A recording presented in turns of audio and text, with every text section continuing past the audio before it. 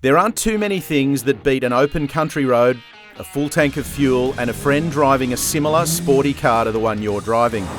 Add those three things together and you discover the real joy of driving. Forget traffic and the daily grind. This is almost certainly the reason you wanted to get behind the wheel in the first place. There's nothing better than heading out of the city and enjoying the simple act of driving.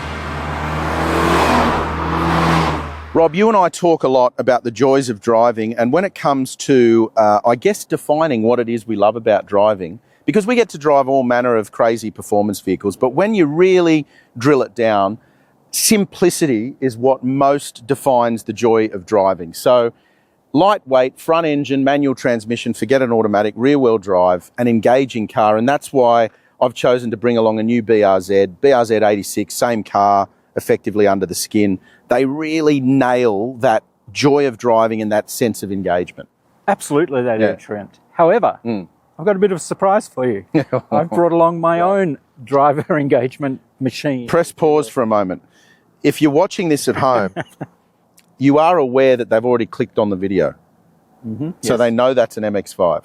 They may have already read the story, so they also know that's an MX-5. I thought you were going to surprise me with something else, but you told me you've got an MX-5. I've got an MX-5. Why an MX-5? Quickly, tell me. For the same reasons that you've brought along the BRZ. It's affordable, it's fun, it's lightweight, not too much power, and it's just a sheer joy to drive. You don't have to drive it quickly to get the most enjoyment out of it. It's one of the beauties of these types of cars. Yeah, you're right. Is that they're at their best when they're being driven how they're intended to. Yeah, exactly. At sensible speeds. At sensible speeds. The only problem with the MX-5 for me is that I'm taller and taller than you are, so I can't really fit in it that well. But we have got an amazing driving road to show you. We've got a couple of amazing driving roads to show you, actually. Let's get out there and let's do what these cars do best. The Mazda MX-5 range remains sharply priced, and you can get into the entry-grade Roadster from $41,520 before on-road costs. The range stretches right up to the RF GT RS hardtop, which starts from $56,140 before on-road costs, which is the model we're driving today. Add the premium zircon sand metallic paint on our test car, and your starting price is $56,735 before on-road costs. The MX-5 formula remains tried and true. There's a Revvy 2-litre naturally aspirated 4-cylinder engine, which makes 135 kilowatts at 7,000 RPM and 205 Newton meters at 4,000 RPM. It's paired to a slick shifting 6-speed manual. Claimed fuel use is 6.9 litres per 100 kilometres on the combined cycle. Lift the Targa style hardtop and the Mazda's cabin follows the Roadster formula to the letter. Compact, sporty, low-slung and driver-focused. Everything you need and nothing you don't. And the sense of speed is enhanced by the fact that it feels like you're sitting on the ground. The Subaru BRZ range comprises 3 variants and starts from $43,790 for the most affordable model before on-road costs. The BRZ Coupe TS, with a manual transmission that we're driving today, now sits at the top of the range and starts from $48,690 before on-road costs. BRZ is powered by a 2.4-litre, 4-cylinder, naturally aspirated petrol engine that makes 174 kilowatts and 250 Newton meters. There's an automatic available, but we're driving the excellent 6-speed manual. Subaru claims 9.5 litres per 100 kilometres on the combined cycle with the manual transmission. If there is a significant difference between these two, it's here, inside the cabin of the Subaru BRZ. It feels a bit roomier, with a bit more storage space, and might just be a little more practical for those of you carting more than your bare minimum around every day. Crucially though, it still nails the sports car brief. If you want to find a vehicle that will give you a reason to get behind the wheel, have a look at Drive's marketplace for new, near-new and ex-demo vehicles. It has everything from light sports cars to the family hauler.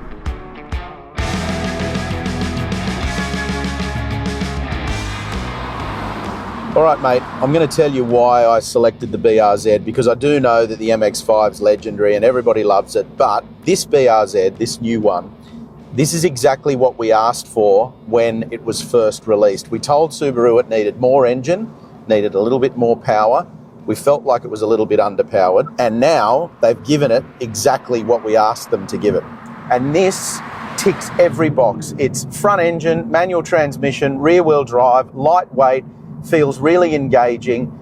As much as I love the MX-5, I have to say that the boot space is definitely a lot bigger in this car, more useful. And the second row, even though it's occasional, is useful to me. I think it would be useful to me and useful to a lot of people who would buy these kinds of cars. So even though I love the MX-5 and even though it is a legend, there's no doubt about that.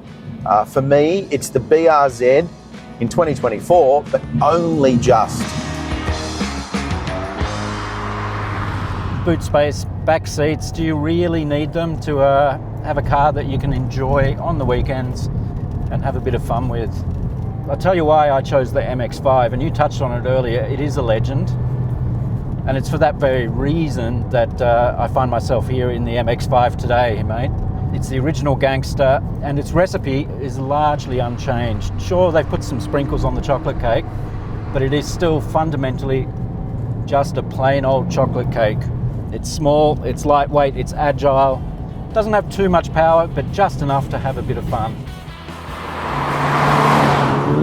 Now, there's no doubt at all that the MX-5 is the original. You can't argue with that, and I know that's part of Rob's argument. And to be honest, I kind of get it, that it is the first of its type, really, in terms of what it was able to do, because convertibles existed, Roadsters existed before the MX-5, obviously, but they weren't as competent, reliable, easy to drive, and as easy to live with as the Mazda MX-5. So it changed the game, it really did. But for me, the BRZ really blends modern with what we expect out of these cars. It still feels light, still feels engaging. The steering is still fantastic. The brakes are awesome. When you come up to a corner, you stand on the brakes, you feel the weight go over the nose, you turn it in, it just feels so controlled and so balanced, and it's so much fun to drive that Subaru has nailed the brief, and Toyota too with the 86, in that they've made this car modern and it exists in 2024 and it belongs.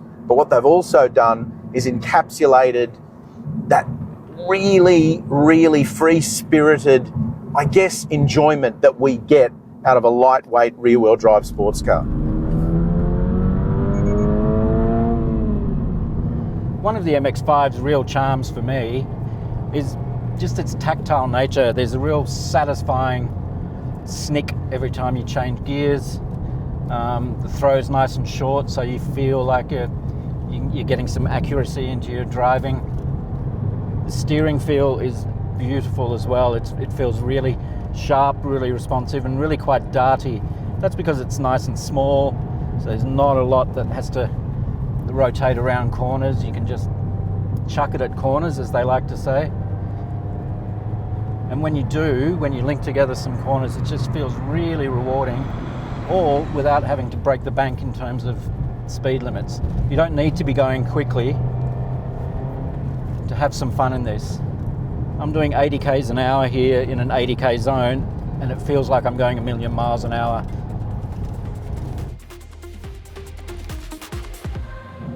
There's no comparison, no matter how advanced cars get, no matter how much technology you put into them, there's no comparison to a lightweight rear-wheel drive sports car. It doesn't matter what road you're on, doesn't matter what conditions you're driving in, there's just something pure and connected and enjoyable about driving a car exactly like this. And I know that Rob is having the exact same experience in the MX-5.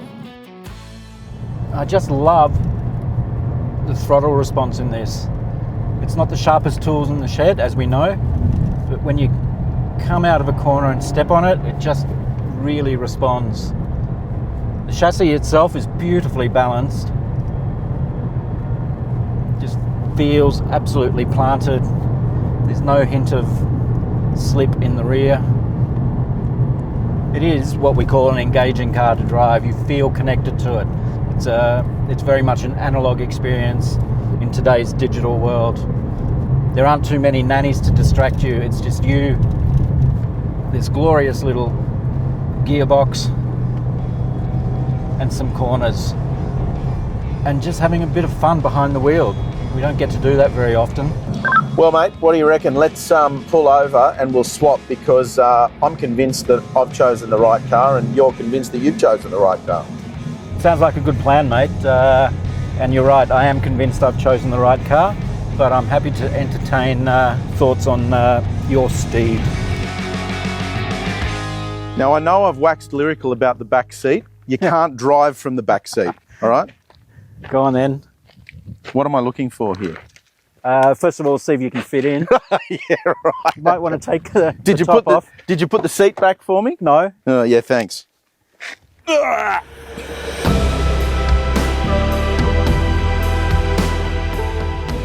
right, mate. Well, as expected, I barely fit into this. No surprises there. And also, as expected, mate, there's no way you're fitting into the second row of this Subaru. Well, yeah, I think Rob might be right here.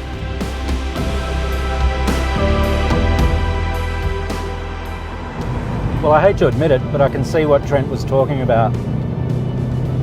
This Subaru BRZ certainly does deliver on that expectation of tactility and driver engagement. A bit more refined than the MX-5, and that's okay. Personally, I prefer the rawness of the Mazda, but there's an awful lot to like about this Subaru. As you'd expect, the chassis is well sorted, and chucking it at some corners is just delightful. The steering feels nice and precise. That action of the gear throw is, it's a chef's kiss, delicious. Just really satisfying snick. There are few cars on the market with a gear change as good as a Mazda MX-5. It is fantastic. And every time you get in one of these, you're reminded of why they are such a legendary little sports car. Doesn't matter how long it's been since you've driven one, you get behind the wheel and you go, yep, that's right. Mazda had the formula right from the outset, and they've kept the formula right as well. And it's so easy to drive it in a way that puts a smile on your face. So I guess in the same way that I'm loving what the BRZ's doing, loving what the MX-5's doing as well, and it's lost none of its connection and none of its enjoyment factor, despite being more than 30 years old now, and despite being weighed down by all of the extra gear that we have to have in a car compared to 1989 when this car came out. It's no less fun to drive, and what a tremendous thing that is. It's pretty line ball in terms of acceleration. I can't really pick which one's quicker. Subaru probably sounds a little gruntier. It's got a slight gruffness to the engine note.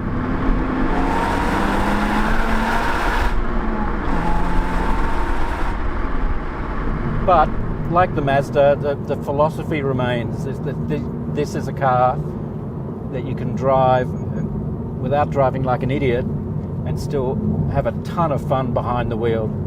And as Trent pointed out, it's got a back seat and a bigger boot if that's what you need. One thing Rob and I spoke about multiple times during our day on the open road was just how much fun this is. It's easy to get caught on the hamster wheel of the Monday to Friday grind, but it doesn't matter what you drive or how sporty it is. Obviously, the two cars we've driven today are sensational fun without breaking the bank, but you could have a small hatch, a medium SUV or a dual cab. There's a road, an off-road track or a country drive just waiting for you to explore, so get out there. Rob, I implore you, if anybody asks you if you're having a good day at work, do not let them see this video. Because this is a good day at the office, I know. isn't it? My friends still can't believe that this is actually what we do for a living. Take two sports cars. Brilliant day at the office. Take two sports cars, drive them, have fun. I reluctantly have to agree with you. The MX-5, I can't really split them. No. I'm saying BRZ because I fit in it better than I fit in that, right? And you fit in that better than I fit in that. But I can't argue with you. The MX-5 is unbelievable, isn't it? I will admit the BRZ is a very fine car. It is good. It's good at what it does, Yep. and it fits the brief of a fun and engaging car to drive. But I'm going to stick with my original choice. And for me, Of course you it's are. the simplicity and the utterly analog charm of the Mazda MX-5 that wins for me. Oh, look, I can't argue. I cannot argue. I will take BRZ, but only because I can fit in it. We want to hear what you, and I'm serious, we want to hear what you guys think. Let us know what you think in the comments section below. MX-5 or BRZ or Toyota 86. Which one would you choose and why? Now, don't forget to hit like if you've enjoyed the video. Click on subscribe so you can stay up to date with all of our latest video content. And this story, Rob, these reviews, where are they? On Drive.com.au.